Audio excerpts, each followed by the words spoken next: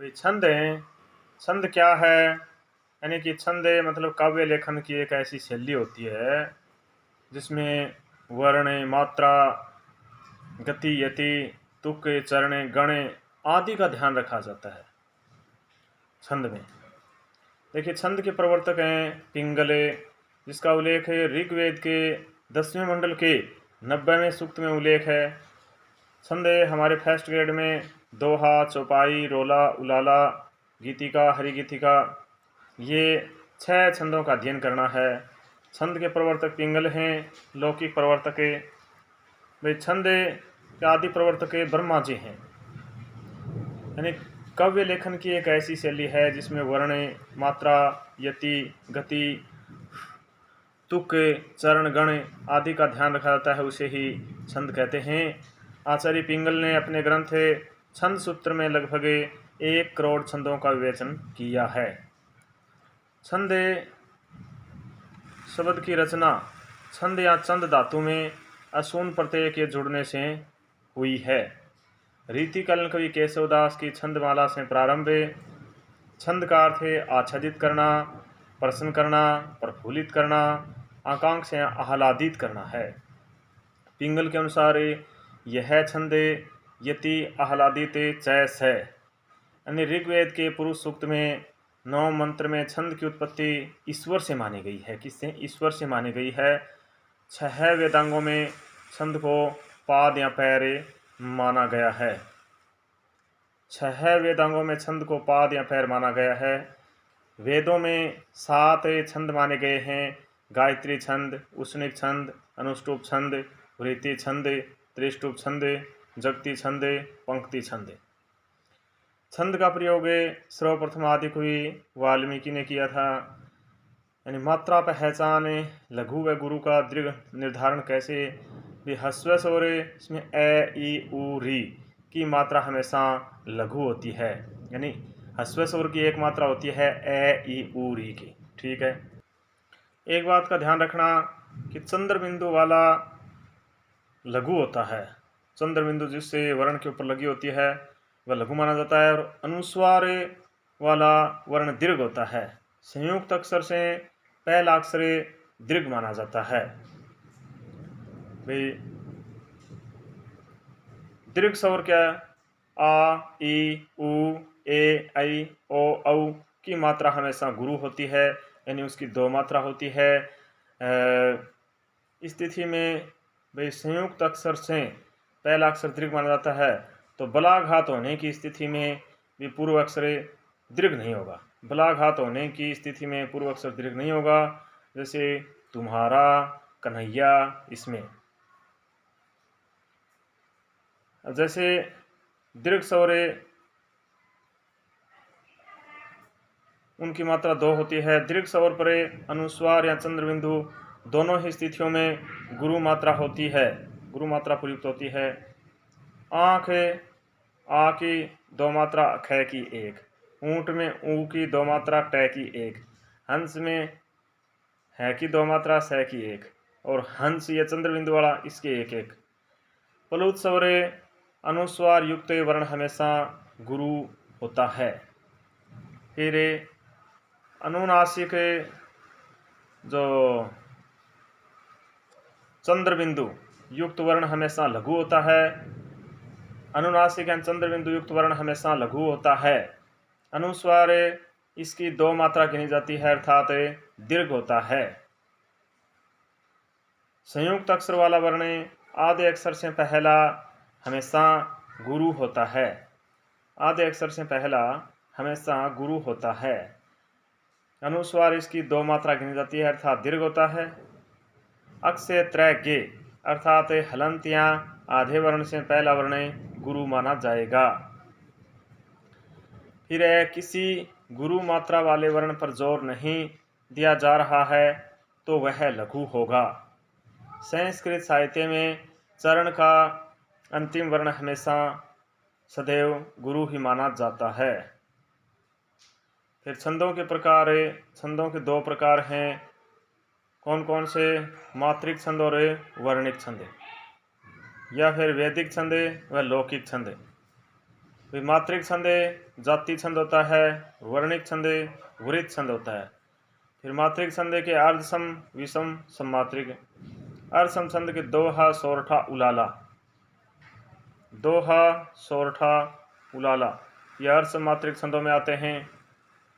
और सममात्रिक छंदों में चौपाई, रोला, गीतिका, हरिगीतिका ये सममात्रिक छंदों में आते हैं।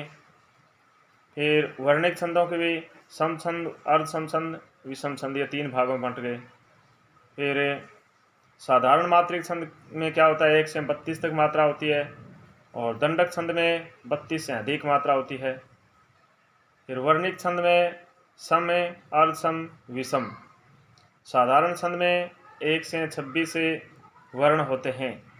साधारण छंद में 1 से 26 वर्ण होते हैं, जबकि दंडक छंद में 26 से अधिक वर्ण होते हैं। छंद का स्वरूप मतलब मात्रा यानी किसी वर्ण के उच्चारण में लगने वाले समय को मात्रा कहते हैं। ये 2 प्रकार की होती है, लघु 1 व गुरु या दीर्घ की 2। ठीक है।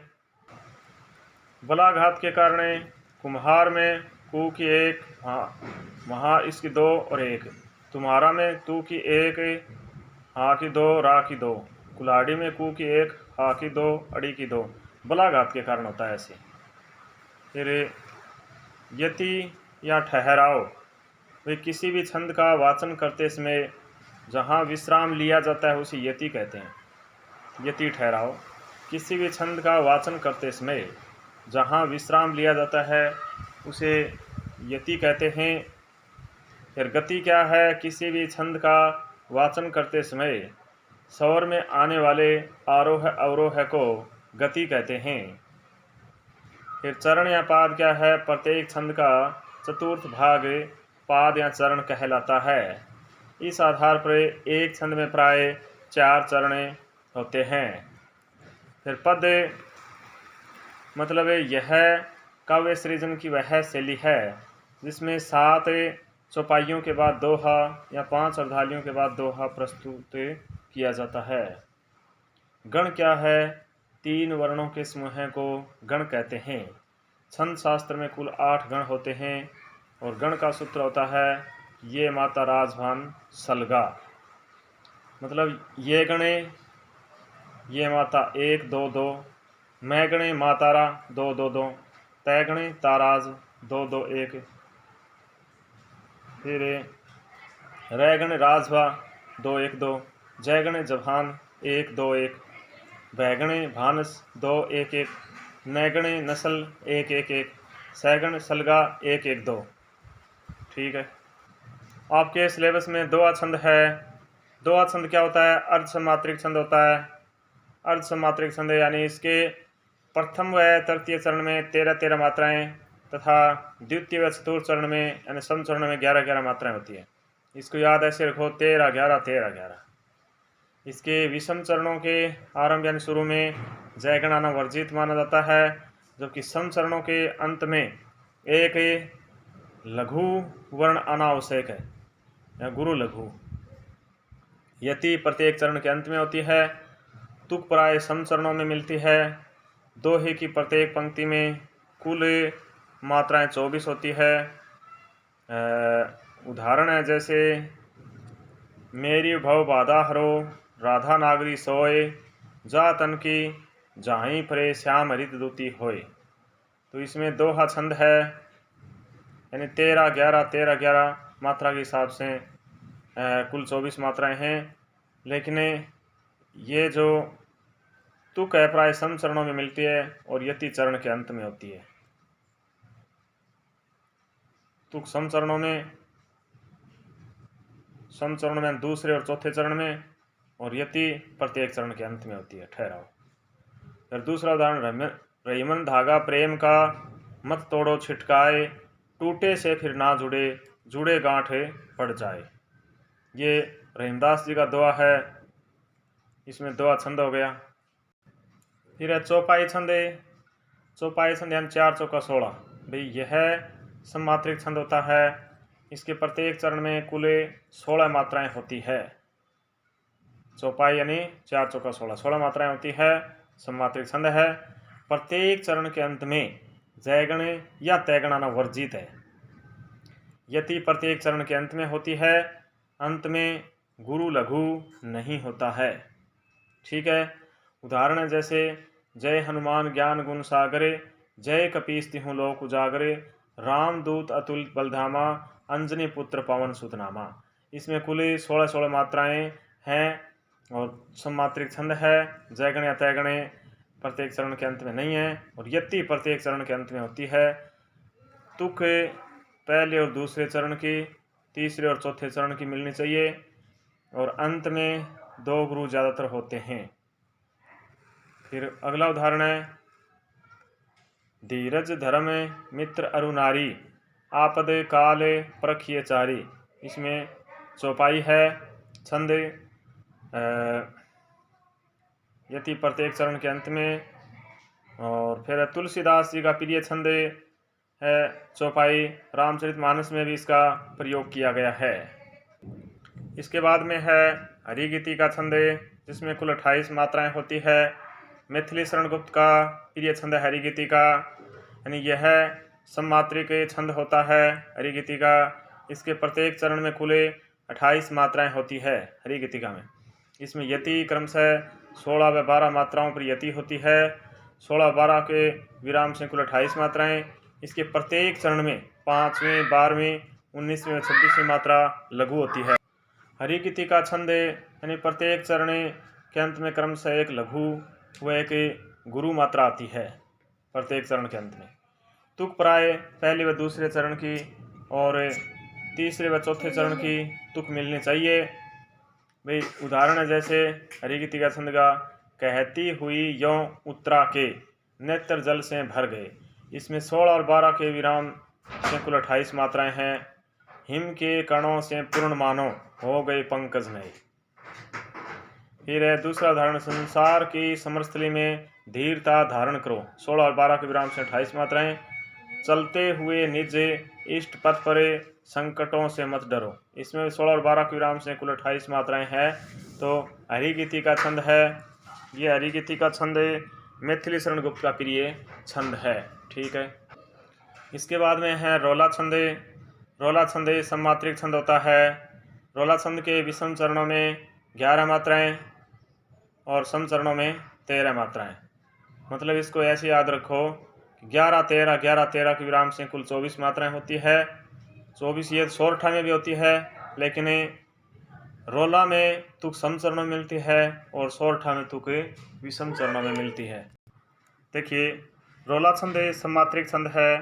रोला छंद इसके प्रत्येक चरण में 11 और 13 के विराम से कुल 24 मात्राएं होती है। अंत में लघु गुरु, एक लघु एक गुरु अथवा 2 गुरु अथवा 2 लघु भी हो सकते हैं।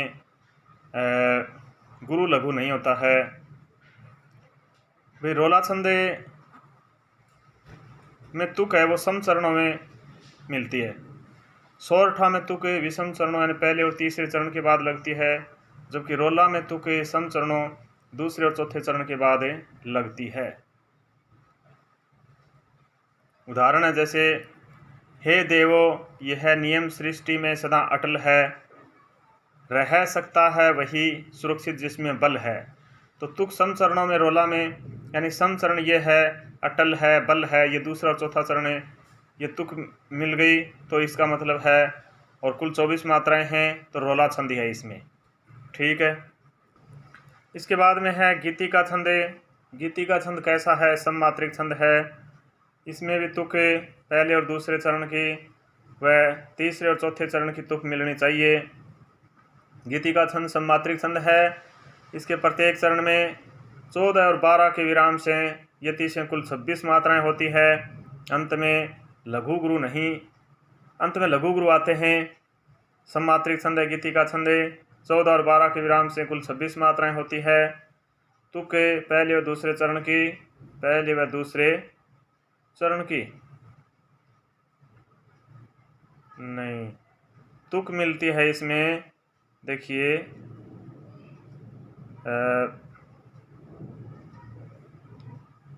पहले और दूसरे चरण की और तीसरे चौथे चरण की तुक मिलनी चाहिए। दूसरे व चौथे चरण की तुक मिलती है, देखिए, हे प्रभु आनंददाता ज्ञान हमको दीजिए। इसमें 14 और 12 के विराम से कुल 26 मात्राएं हैं। शीघ्र सारे दुर्गुणों को दूर हमसे कीजिए। तो 14 और 12 के विराम से 26 मात्राएं हैं। सममात्रिक छंद है, गीति का छंद हो गया। इसके बाद में है उलाला छंद है। उलाला छंद अर्धसमात्रिक छंद है। 15 और 13 के विराम से 15 और 13 के विराम से कुल 28 मात्राएं होती है। उलाला छंद में कुल 28 मात्राएं होती है। उलाला छंद में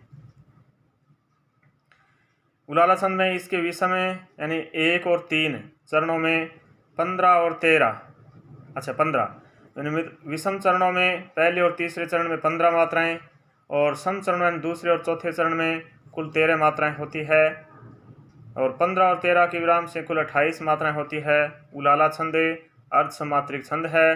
तुक दूसरे व चौथे चरण की तुक मिलनी चाहिए। जैसे उदाहरण है, हम खेले कूदे हर्ष युते जिसकी प्यारी गोद में, हे मातृभूमि तुझको निरखे मगन क्यों न हो मौद में। तो गोद में मौद में दूसरे और चौथे चरण की तुक मिल गई और 15 और 13 के विराम से कुल 28 मात्राएं हो गई। तो ये उलाला छंद है, या अर्धसमात्रिक छंद है। ठीक है, ये हमारे छंद कंप्लीट हो गए।